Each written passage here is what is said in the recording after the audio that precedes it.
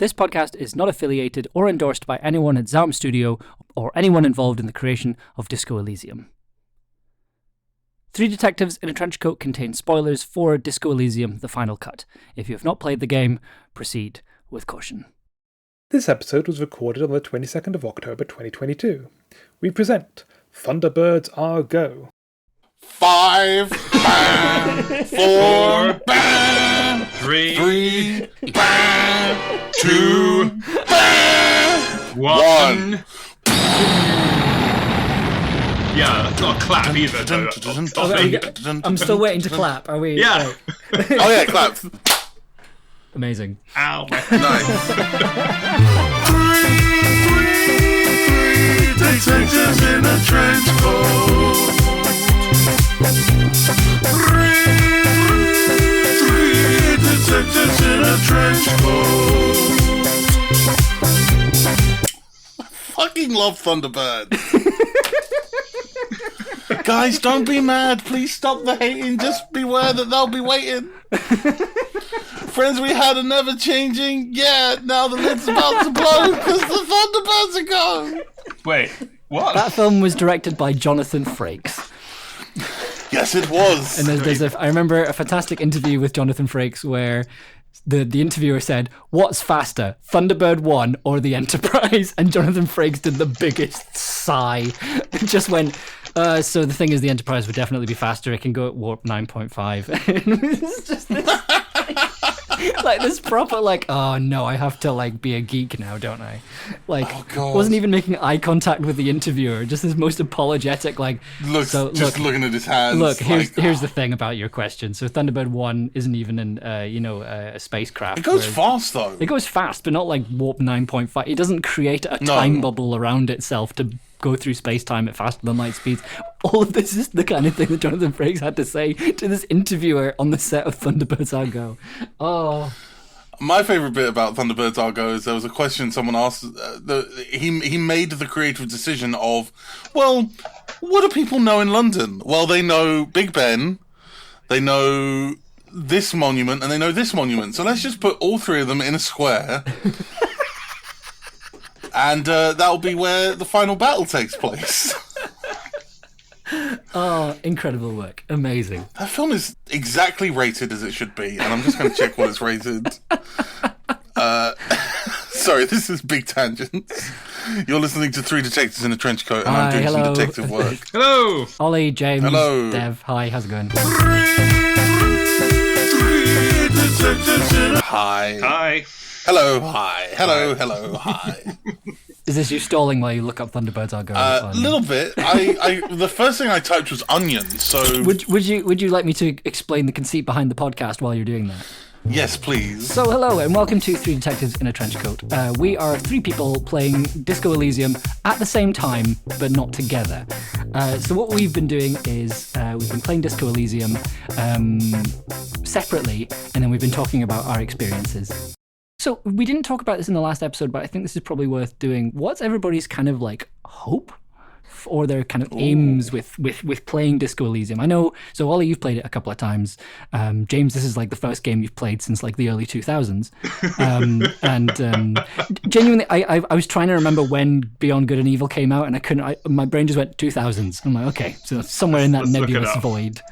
Yeah. 2000. All right. I'm going to put my money down. 2006. So I have 2 out of 3 hosts currently Googling something. 1886, but that's the Nietzsche book. I can tell you that the Fabron car was designed by Ford of Europe. Welcome to Depths of Wikipedia, the podcast.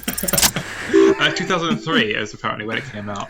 But and then a year later, Thunderbirds came out. In case you're wondering, all three of us picked the encyclopedia skill and the character creation skill when we started our lives, when we started the podcast.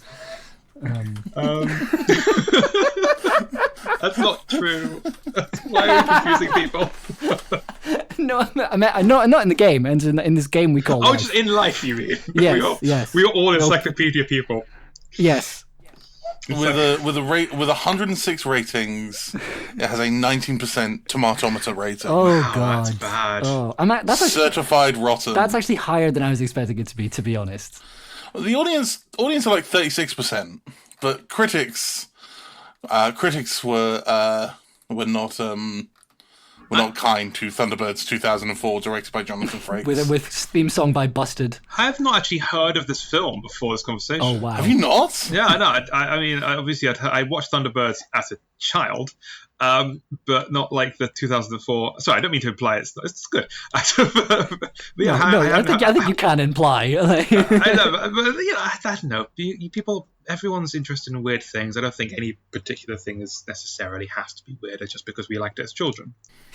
I mean, according to Mark Steyn of The Spectator, Tim Bevan and co took Jerry Anderson's wonderful self-contained universe and cut the strings in every scene. Oh, what a wonderful Yeah, that's what I was phrasing. Hello, and welcome to the Reviews podcast, where we review film reviews. What a wonderful turn of phrase. But it would. I mean, I guess it makes sense that, like, what are we going to do at the beginning of this podcast? Talk about the game we talked about last time at the end of the last game session? I guess we could. So last time we left off, David was reading some files. Dev was reading some files. Yes. Found his files, started reading them. James had just punched a child, and I was doing sick parkour on rooftops. So I love this game. This game is incredible, and yeah, we're all around the same hour mark in. I think about 12 o'clock ish. No, I'm still at 10:30. I think You're I'm still at around 10:30. I think I'm around a little after 11. Okay. Which I think is disconcerting because I think David's discovered more of the world than I have based on what Ollie said. Although based on what Ollie said, I have some idea. Last week, I have some ideas about what I want to do today. Like, okay, I've got to go speak to the gardener, and it's interesting because it's not like very spoilery to do it like this because, So I'm about to go into this, like, behind this metal casing that was hiding a door. I wonder what's behind that. I now know. It's great. I don't know if that's how you're supposed to play a game, knowing what's happening just before you go in, but. Yeah, I am looking forward You've been granted, like, vague insight by the fact that you are merely one of the detectives in this trench coat. Absolutely. But you have two other detectives to feed information from. Yeah.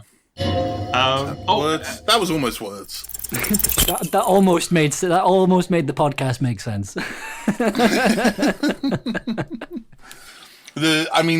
Now we just need to figure out the premise and format, and then we're golden in terms of this podcast working. Oh gosh, have fun editing this, by the way. Like, I'm gonna have so much fun. Oh, good. Especially the Thunderbirds. Oh gosh. I think we've got the episode title. I think it's Thunderbirds. Thunderbirds are go. Right. Okay. Right. Let's right. Should we dive in? Wait. But we've already gone over where we're all at. Yes, we've already done where we're all at. What is everybody hoping to get out of this playthrough today? Oh. My aim is to read through the case files. I don't know how long that's going to take me, but I'm kind of setting aside all of that time. I'm basically just like, this is going to be the entire playthrough today, is reading through these case files.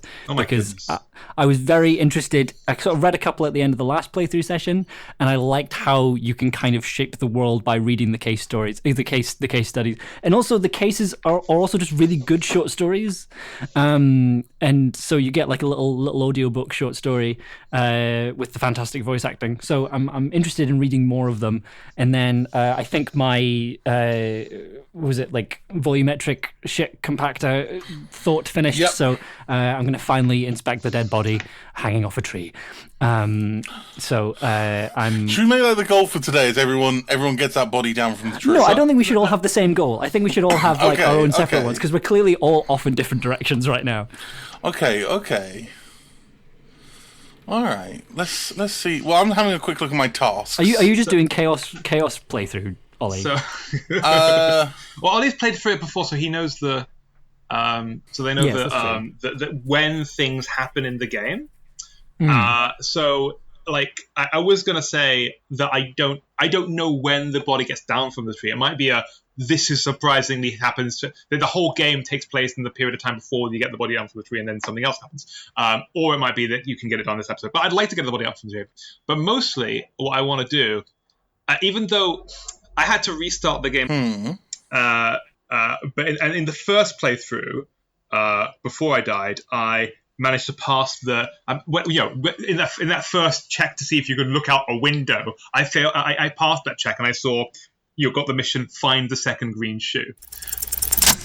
I don't have that mission this time because I failed that check. But nonetheless, you would like I to want to find the shoe. I am. You just need a pair of shoes. I don't care how unofficial the kind of role of police detective is in this universe. I'm walking around with at least some people saying, "Okay, I know roughly what your role in society is," and there is a certain authority associated with that. And I think it really diminishes that authority to be wearing one shoe. If possible, because I'm the conceptualization art fashion cop, I also want to replace the horrible necktie with something maybe a bit more sartorially decent. But that's kind of like a stretch goal. Okay, so let's review. So my goal is to go through all the case files. And James, yours is to get another shoe. Mine is to look the part. Yes. So mine is going to be make as much money as possible, and also complete this quest that I got at Monday, 8:29 in the morning. Find smokes and smoke them. Nice. Excellent. You need to get your hands on some cigarettes and then smoke them for those massive bonuses. Find a pack and put it in your hand, and the smokes will do the rest. Did you somehow get that from that first goal? Yeah, I looked in her ashtray and the motherfucker had smoked it down to the filter. Oh, interesting. Because we look in the ashtray. I keep trying to pick them off the street, and I think I'm going to have to actually buy a pack. Okay. And to do that, you'll need money. From the local fritter. Oh, that's the other thing. I think. But I got a bunch of bottles to hand in, so that's good. Okay, again, so let's review. So,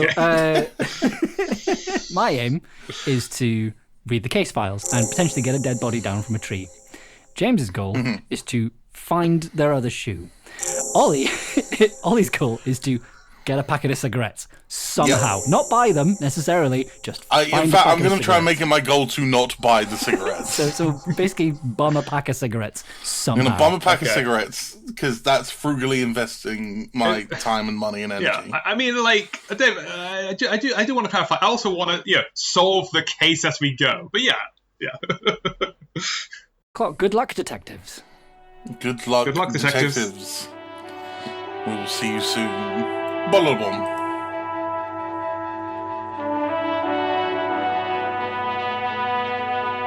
Hello, it's me, Oliver Morris, the biggest and therefore wisest of the three detectives. Just here to tell you that we have a Patreon. If you're interested in supporting us, you'll be able to get episodes in advance. You'll be able to get jingles that we make for the show. You'll also be able to get some bonus episodes, behind-the-scenes content. These first 3 episodes, we in fact record our sessions as we do them, so that's rather interesting. Yeah. So find us at 3 Detectives in a Trench Coat on Patreon.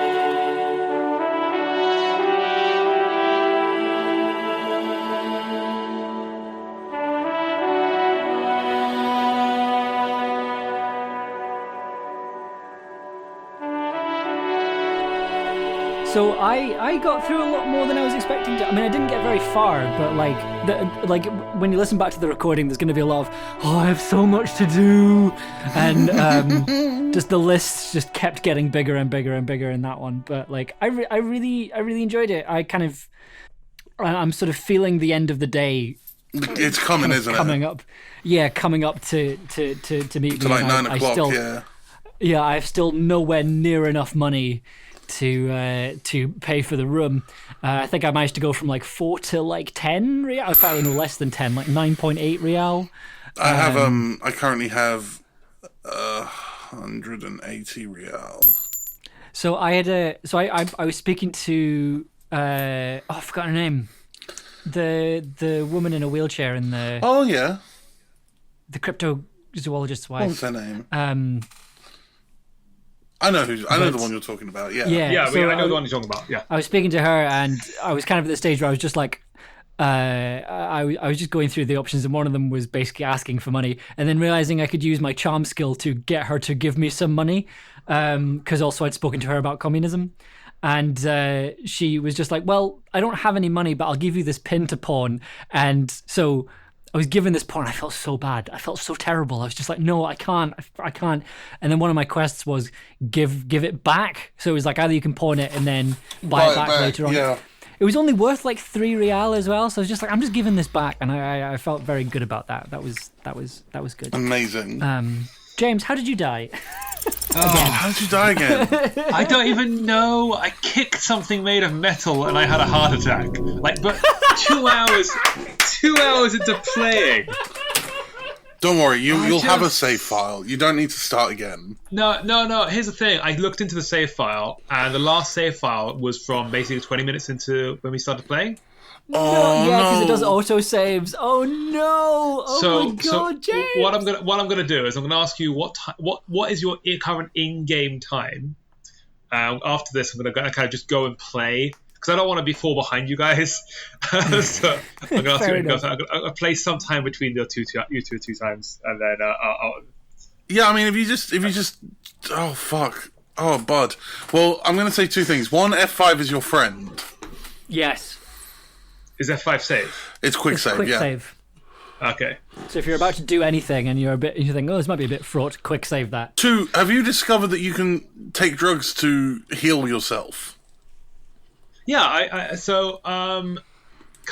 discovered lots of magnesium, and I've been able to mentally heal myself, but physical heal myself. I went to the You need fix Nosafed store, for that. but I can't afford. I've only got like 2 real on the whole game. I see. I have 159. James is having If I could such share a it, I bad would. time. I'm so bad at playing games now. I get. So in my time, I'm at 9 o'clock. I'm at 7 o'clock. Okay. I just turned off the game. But I think I'm at like 3 o'clock or something like that. God. 3 in the afternoon. So I need to go back and play the game for. Retrace your steps. Just retrace your steps. Until about. Yeah, so I did. I started doing that like 20 minutes ago, but I didn't pass some of the. I can't because I didn't pass the thing allowed me to go. Oh no! No. So the first time round, I was able to convince the owner of a book. Spoilers maybe. Convince the owner of a bookstore to give me a key to the back of her bookstore. Oh wow! And kind of explore that area. And I spent about an hour exploring that area, and then died. And I was like. And then I went back just now to go and get the key, and this time I failed the convince her I'm a paranormal detective. It was a very Kane and Fields moment. It is a very Kane and Fields moment. But I failed. So this time I'm like, I guess I can't do that. And I tried anyway. You're not allowed. I was like, okay. Well, you can still do it, but it won't be with her permission. Well, no, you can, but I remember from the first time around, because I had a key, I didn't have to break the door down. And because I've gone for a thinker, like the thing that would allow me to have the key, I won't be able to break the door down. So I guess I'm just going to have to play a slightly different direction. Okay. Like, honestly, like I also spent like half an hour of the last 2 hours kind of just talking to people, like talking to the head of the strikers, but I didn't get anywhere with him. Oh wow! You went that way. I went the other way. I went to speak to the woman on the boat. I chatted to both of them. You're just barreling through this game. I'm a ultra libertarian communist. Wow. I think I am still the sorry cop though. Yeah. Which are like, I think I still steps after that point. So. And I am some that's kind cool. of superstar. Because you've got my eyes on you no matter where you are. No matter Sorry. where you are, you just make me wanna don't know what. There's a... Sorry, yes. So, I mean, like, I felt bad about I didn't want to be sorry cop until I saw what the other options were, and I'm like, okay, I'm fine with being sorry cop.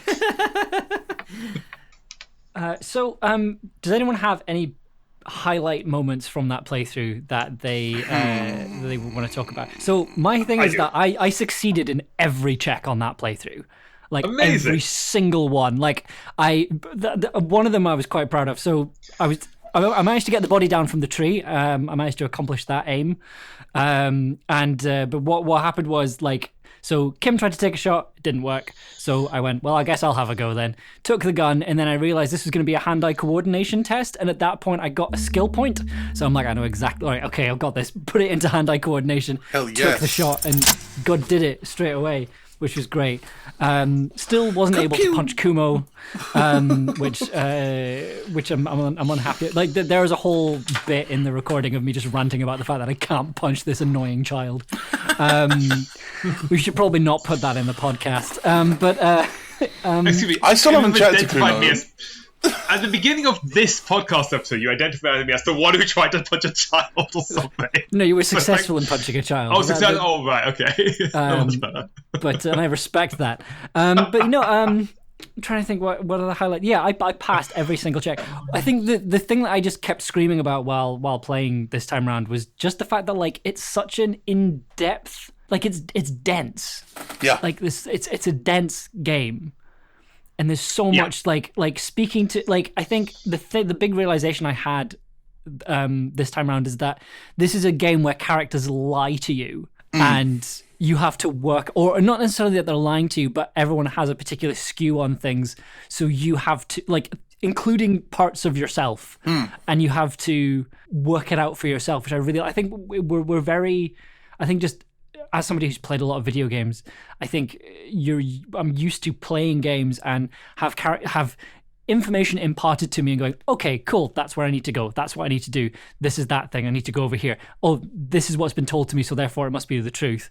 It's interesting playing this and going, oh, hang on a minute. This might not be the truth. This could be a lie. That could be somebody could be trying to manipulate me here.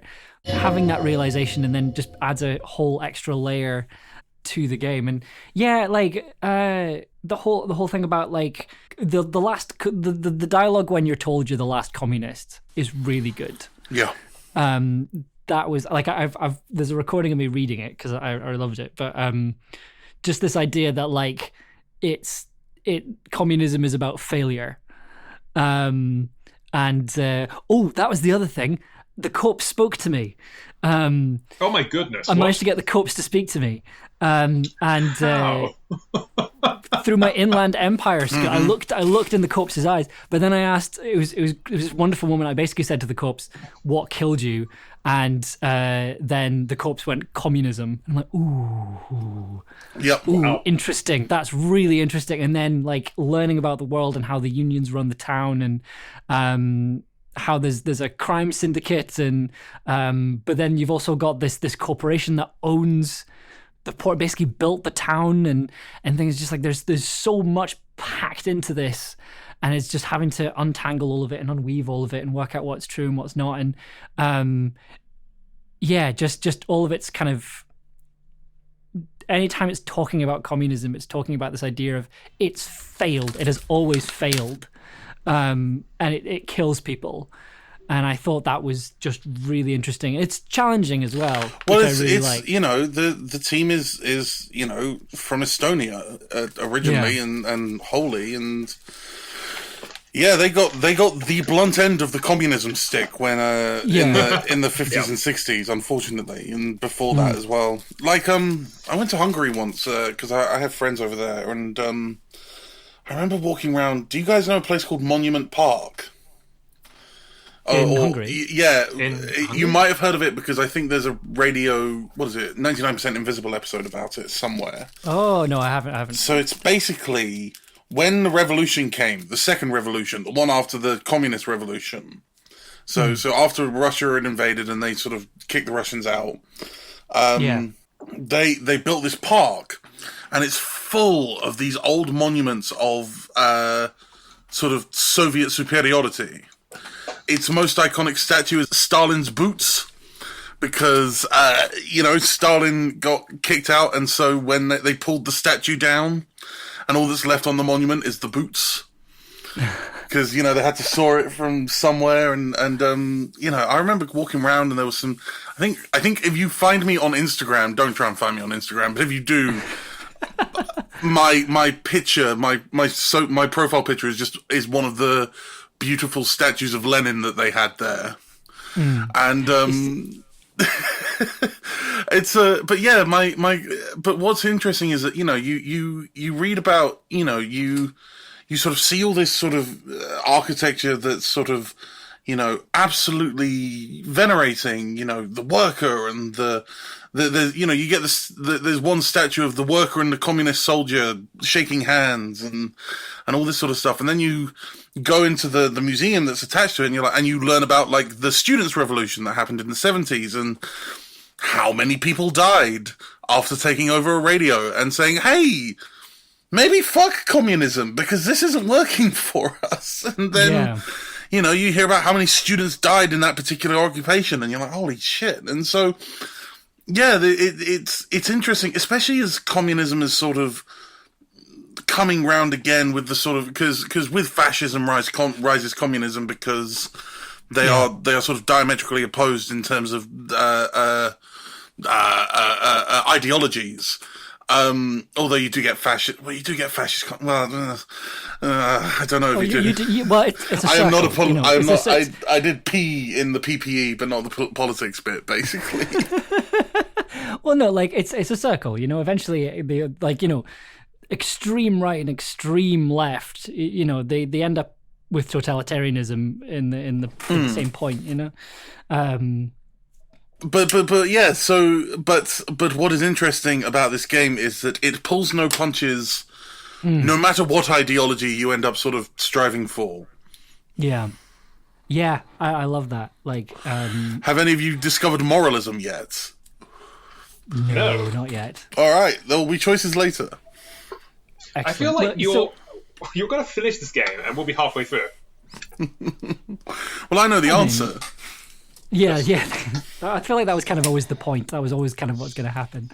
That's why I'm being as cryptic as possible.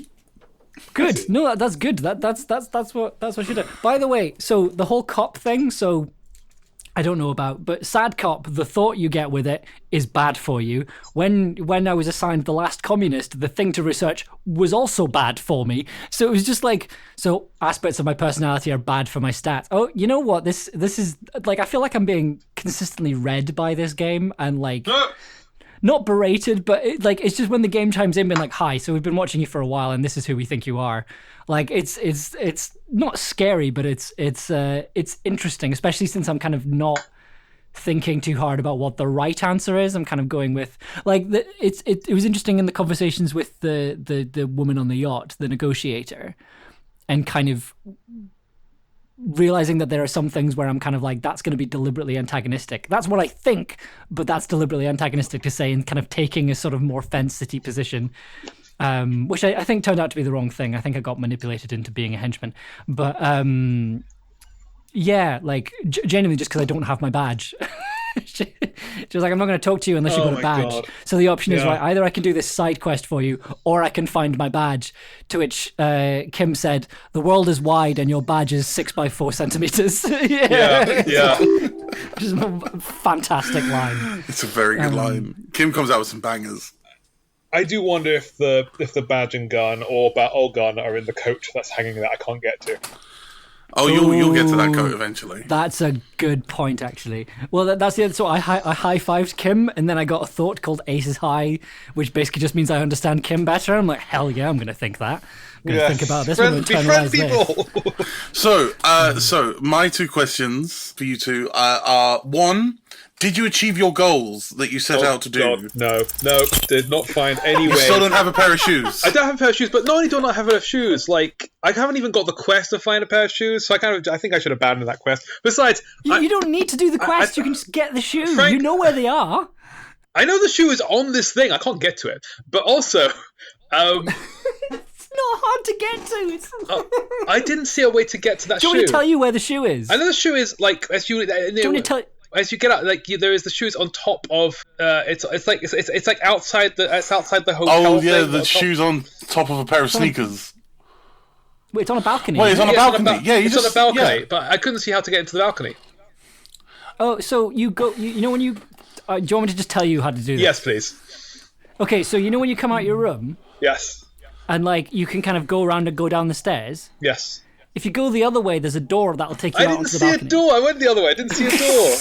Okay. I'm going to go get my shoe. Go get your shoes. Go get your fucking shoes. Oh my god.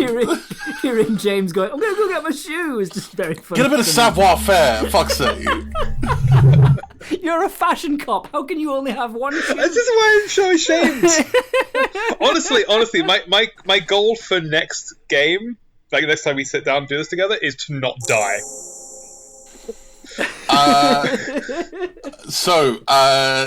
Dev, did you? Yes, I did. Investigate you investigated it. I did the whole casebook, which was interesting. Did you find a wrapper? Like a chewing gum wrapper? No, I didn't. I was just reading the cases. I was very much just like, right, I want to get on with stuff, so I didn't inspect it further. I will do that. That'll be next time. I'll inspect further and find Well, things. I don't want to give anything away then. Cool. I still haven't smoked, but I have bought cigarettes. Well done. Oh, hooray! Fantastic. So I also got the body down as well, so that was both of my aims. Well done. Excellent. I still haven't confronted the body. Oh, I mean, yeah, like, it took a long time. Yeah. Just with a child yelling the F slur at you the whole time. Yeah. Like, this is not fun. Hey, that kid, Kuno, will do that. And Kuno S will do Yeah. that as well. They do have the sensibilities to censor it. I think it's the only swear word in the game they censor. I have something about this. So they censor most swear words, or like quite a few of the swear words, just in conversations and things, but they don't censor racial ones. They don't. Which I'm kind of... It's interesting. Like I think it's inconsistent, you know? Like, well, the racial ones are all like made up. So the obvious, the one that I always think of is binoclad. So people with specs are called binoclads. Yes. And it's seen as a real deficiency in this world. Yes. No, that sort of thing, like, yeah, like the made up ones, but they're in this playthrough I got one that's like has history of being a real world one. Oh shit. Again, it might be a translation thing, but I just thought that was weird that that's made it in when they've been very good at bleeping out and being kind of sensitive to other things. I thought that was interesting. Well, one of the things that, you know, in the same way that you can go full communist in this game, yes, you can also go full fascist. Oh, okay. And it's like it is aspect of the game which I have no interest in pursuing. Even in like there was a game called Undertale years back where you could be like there were two runs. You could do the pacifist run or the genocide run. So can I just take a minute to say, like, I really love how you neutrally introduced Undertale, one of the biggest games of all time. It's just like a few years ago there was this game called Undertale. Well, I don't know. My dad might listen and he'll go, "What the fuck is Undertale?" And I don't have the energy to go, "Well, there's two skeletons and if they've heard of Disco, a bunch of very good dogs." And if the listeners have heard of Disco Elysium, there is a pretty good chance they will have heard of Undertale. James, have you heard of Undertale? Nope. Yep. Well, then we should explain what Undertale is. So Undertale is a game, came out a couple of years ago, and there were two types of run you could... Well, there were three types of run you could do. You could do the run you would probably do in a game. Then you had the pacifist run and the genocide run. And the genocide run was the one where you killed every creature in the game with as much efficiency as you possibly could. The interesting thing is that the game would remember which runs you've done previously. Yes. Now, Disco Elysium has the generosity of amnesia. So every time you start a new... do you guys know the cop's name yet? No. I think it might be a Harry. So when you find out, we'll call him we'll call him Dick Mullen for the meantime, I guess, right? Yeah, we'll call him Dick. Yeah. So yeah, when you the man from Three Heimdall. dicks in a trench coat. That's different. Oh god. Sorry, that was filthy. I'm sorry. So when you sort of wake up, it's always a new Dick. It's always going to be a new detective, as it were. Yes. So it kind of gives you that sort of joy of you don't have to relive your past again and again every playthrough. But at the same time, I was never interested in Undertale in doing a genocide run, even though it sounded very interesting. In the same way, I know there is a lot of interesting shit that comes out when you do the fascist run. I have no interest in finding out what it is. I don't even have the interest in like watching a fascist playthrough. Yeah, it's because it just feels, and the options come up. The options come up as regularly as the ultra libertarian, as the morality, as the communism or the fascism. Like they are all just sort of, options you can take in terms of the political compass of the game. But yeah, I just every time I have those options to, and it's interesting because he's a guy who is sort of interacting with the universe, but you've also got this like this guy standing by your shoulder, Kim, and you have to kind of. It's weird. I don't know. There's a sort of interesting Sartrean otherness about it. Oh, anyway, sorry. Yes, I think it's fascinating. Basically, I think it is fascinating as well, and I think it's a testament to the game that they've put that option there, because it does seem like this has been made by a team that is just very well read and switched on. Like I think it was Disco Elysium. Yeah, I think when Disco Elysium won like best writing at some game awards, one of the writers was doing the thank you, and then at the end thanked Karl Marx and Frederick Engels for the political education, and then everyone started clapping, to which everyone went gamers cheer for Engels. It seems like this has been made by people who just attuned to history and politics. So incidentally, by the way, during this period, I have spent the last 3 minutes like going back into the game, getting my shoe. I now have both shoes.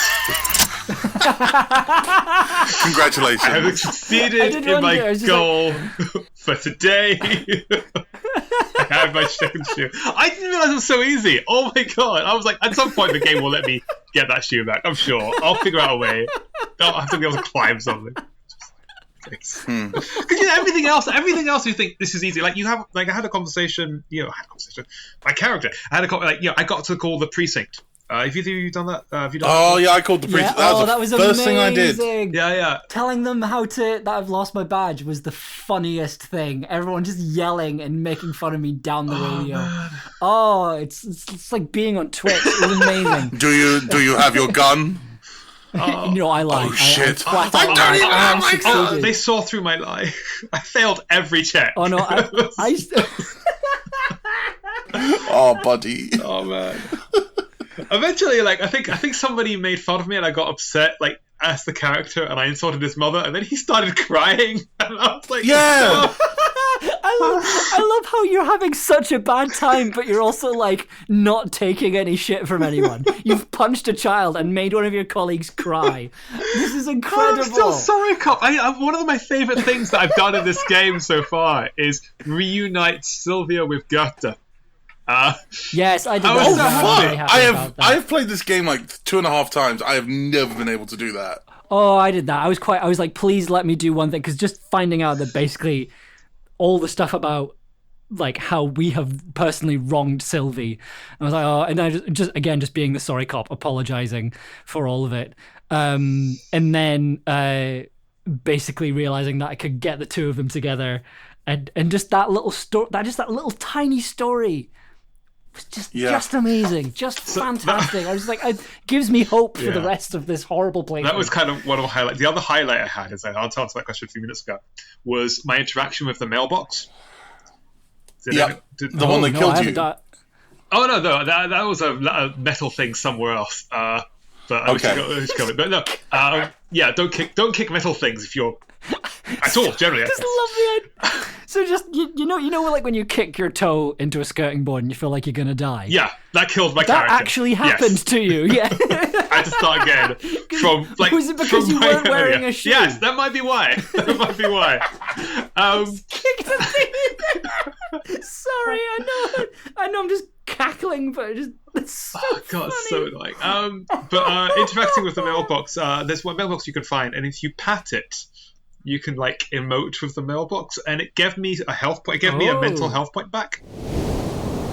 Oh, I was like, I need to do this because I've got Inland Empire. I could probably speak to it. Like, Oh, some guy gave me a slice of salami. That was nice. oh, I lost the conceptualization check, and I was just almost through my laptop out the window. I was so annoyed. I was like, come on! I'm losing so many checks. I had I think it was like an 87% chance of success. I still failed it. And I was like, oh god, I'm doing so badly. This is going so badly. Oh my god. Oh no. It was fun. It's fun to play, and I think what I'm going to spend, as I said, like I don't want to. It's currently in-game time is currently how did it go? 2:19, which is really quite far behind. Like I think one of you 7, one of you 9. Is that roughly right? yeah. I think I don't want. I will play until the game time says 7 o'clock, because I imagine the game time is supposed to be roughly the same for everyone. Even if the experience time is. I've been scrolling through some of the achievements you can get in this game, and one of them I've just discovered is called What Body, and it's solve the case without even inspecting the body, and I think I found what I'm doing this playthrough, lads. Oh, incredible! I'm not touching it. It's gross and icky. That's an interesting challenge. That's a very, very, very good challenge. I'm loving it. Give me just a sec. I'm gonna put in the chat the current world record holder for the Disco Elysium Death Percent speedrun. They managed to kill the character in 27 seconds. So That's pretty impressive. That's easily done, right? Because you can just turn on the light and look in the mirror, right? Is that? I think James, you might be able to give this person a run for their money. A run for their money. No, I don't think I'll be doing it fast. I think consistency is going to be my skill set. Yeah, they turn everything down. They turn everything. You take everything down to 1. No, they've got great psych, great everything, great. Yep, great psyche, great intelligence. They put a timer on, which I really you got to put a appreciate. timer on, and you start when you hit begin, I believe. I think so. Yeah. So the timer starts when you hit begin. I'm watching it right now. Yeah. The Furies are at home in the mirror. Smash.